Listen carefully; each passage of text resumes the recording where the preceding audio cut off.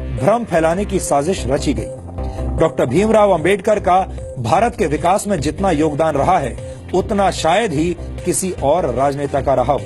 एक अर्थशास्त्री, समाजशास्त्री, शिक्षाविद और कानून के जानकार के तौर पर अंबेडकर ने आधुनिक भारत की नींव रखी थी और देश उनके इस योगदान को लेकर आज भी जागरूक नहीं है।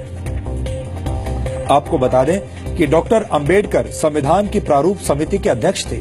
उन पर आधुनिक भारत का संविधान बनाने की जिम्मेदारी थी और उन्होंने ऐसे संविधान की रचना की जिसकी नजरों में सभी नागरिक एक समान हो, जो धर्मनिरपेक्ष हो और जिस पर देश के सभी नागरिक विश्वास करें।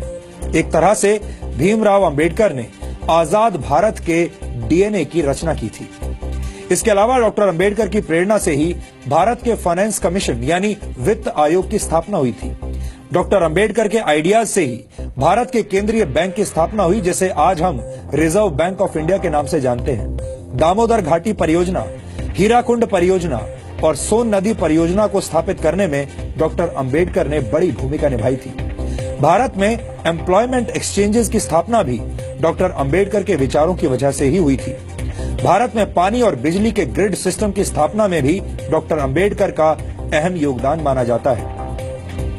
भारत को एक स्वतंत्र चुनाव आयोग भी डॉक्टर भीमराव अंबेडकर की ही देन है। ये वो योगदान है जिन्हें आजादी के बाद की तमाम सरकारों ने हमेशा ही अनदेखा किया है। यानी योजनाएं और विचार अंबेडकर के थे, लेकिन उनका श्रेय दूसरे नेताओं ने लूटा। यहाँ हम आपको भारत के पहले प्रधानमंत्री पंडित जवाहरलाल नेहरू और डॉक्टर भीमराव अंबेडकर के बीच चले राजनीतिक शीत युद्ध यानी पॉलिटिकल कोल्ड वॉर के कुछ उदाहरण भी बताना चाहते हैं। डॉक्टर अंबेडकर जवाहरलाल नेहरू की सरकार में प्लानिंग का मंत्रालय चाहते थे, लेकिन नेहरू ने अंबेडकर को सिर्फ कानून मंत्रालय दिया, प्लानिंग मंत्रालय नहीं दिया। डॉक्टर अंबेडकर विदेश और रक्षा मामलों की समितियों में सदस्यता चाहते थे, लेकिन नेहरू सरकार ने डॉक्टर अंबेडकर को ऐसी किसी भी समिति का सदस्य नहीं बनाया। डॉक्टर अंबेडकर नेहरू सरकार की विदेश नीति से असहमत थे। डॉक्टर अंबेडकर हिंदुओं में सामाजिक अधिकार और महिलाओं को संपत्ति का अधिकार देने की बात करने वाले हिंदू कोड को समाज सुधार के लिए जरूरी मानते थे, लेकिन नेहरू सरकार ने अंबेडकर के मंत्री रहते हुए हिंदू कोड को स्वीकार नहीं किया। यहाँ तक कि डॉक्टर अंबेडकर को भारत रत्न सम्मान देने के लिए भी कोई पहल नहीं की गई। उनकी मौत के 34 वर्षों के बाद 1990 में वीपी सिंह सरकार ने उन्हें भारत रत्न से सम्मानित किया, जबकि कांग्रेस ने डॉक्टर अंबेडकर को भारत रत्न से सम्मानित करने के लिए कोई कदम नहीं उठाया।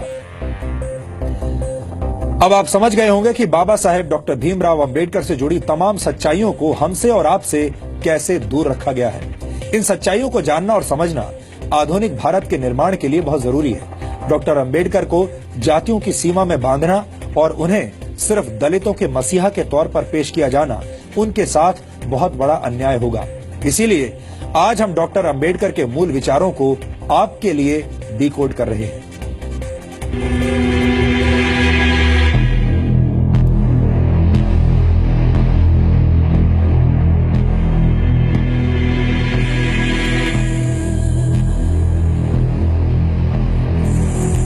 ये गुलामी से संघर्ष करते भारत की तस्वीर है।